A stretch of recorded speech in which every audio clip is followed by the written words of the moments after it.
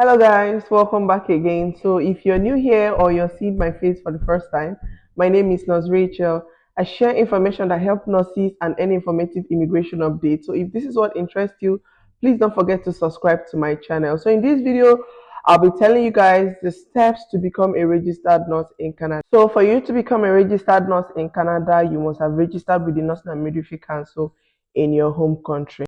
The first step is for you to set up an account or register with the National Nursing Assessment Services, which is also always known as NNAS. NNAS is an evaluation body that compares your credentials to know if it meets up with the Canadian standard. So it compares it to know if it's comparable, somewhat, or not comparable. Once you set up this account, you can go ahead and put in all your personal information, do a complete registration, make the necessary payment, and go to section G.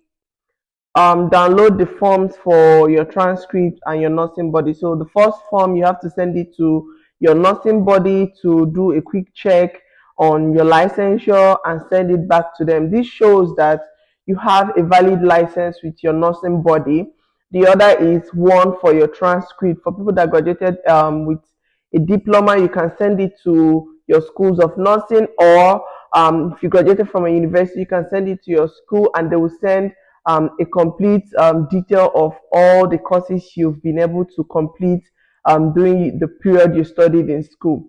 So after this is done, they can send it back to the evaluation body and they'll do a complete evaluation to be sure that your document is comparable to the Canadian standard. So once you've completed all the forms and sent it back to NNAS, you can go ahead and contact your regulatory body of choice. So there are over 10 provinces in Canada. It's your choice to decide the regulatory body you want to register with. And there's one thing I also want you to know, bear in mind, is that being a registered nurse in one of the provinces doesn't grant you access to practice in other provinces.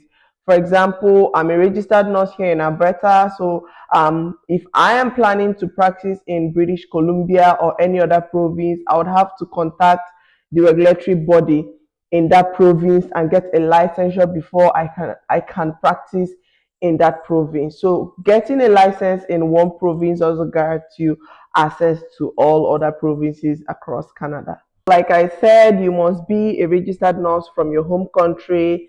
Get in touch or set up an account with the NNAS, which is always known as the National Nursing Assessment Service.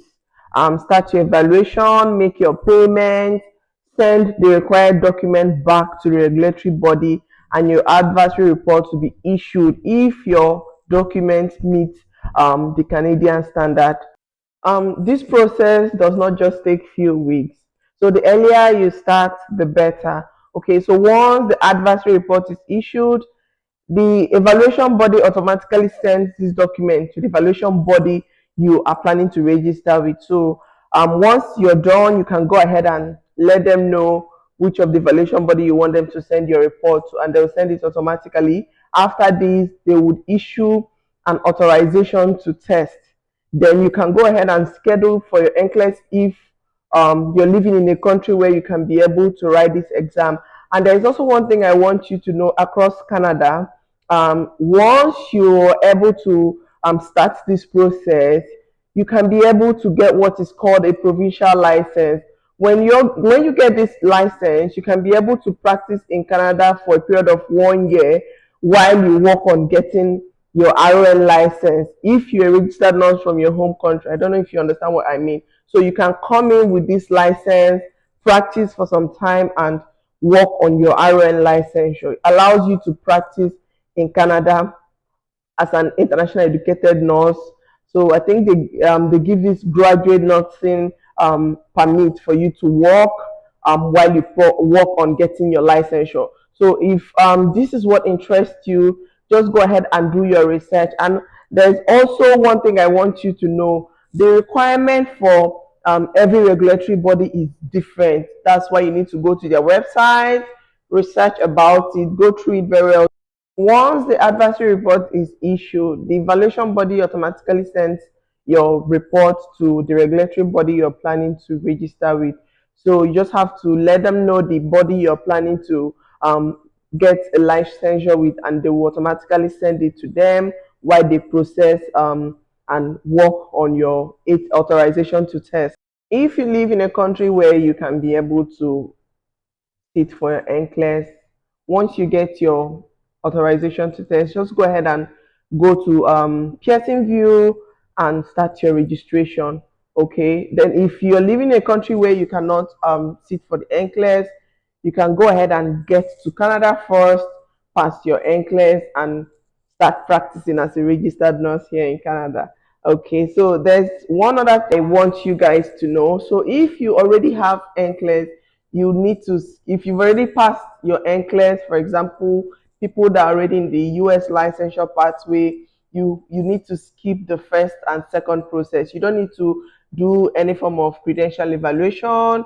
You don't need to you only need to register with the regulatory body. So you can just go ahead and contact the regulatory body directly and set up your account, do all the personal information registration, make your payment, and wait for a few days and get feedback from your regulatory body. And I will always say, whether you're planning to become a registered nurse, like you're starting the process from the scratch, or you already have your NCLEX, each province in Canada has different requirements for people that are planning to become registered nurses in Canada. That is why you need to visit each of the regulatory bodies' websites, get to know their requirements before you start the process. Because for a province like Ontario, before you get registered, I think if you don't have a BSc, you have like slim chances of